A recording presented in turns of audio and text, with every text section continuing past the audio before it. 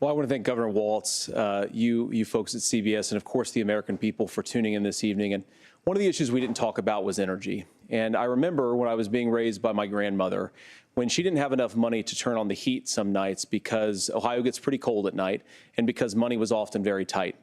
And I believe, as a person who wants to be your next vice president, that we are a rich and prosperous enough country where every American, whether they're rich or poor, ought to be able to turn on their heat in the middle of a cold winter night. That's gotten more difficult thanks to Kamala Harris's energy policies. I believe that whether you're rich or poor, you ought to be able to afford a nice meal for your family. That's gotten harder because of Kamala Harris's policies.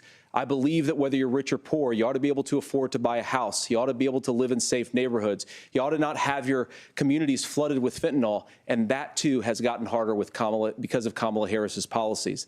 Now, I've been in politics long enough to do what Kamala Harris does when she stands before the American people and says that on day one, she's going to work on all these challenges I just listed.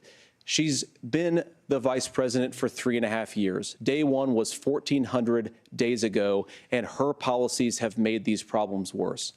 Now, I believe that we have the most beautiful country in the world. I meet people on the campaign trail who can't afford food, but have the grace and generosity to ask me how I'm doing and to tell me they're praying for my family. What that has taught me is that we have the greatest country, the most beautiful country, going to be able to achieve their full dreams with the broken leadership that we have in Washington. They're not going to be able to live their American dream if we do the same thing that we've been doing for the last 3.5 years.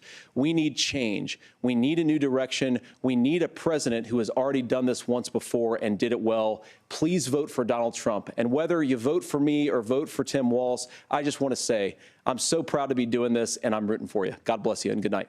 Senator Vance.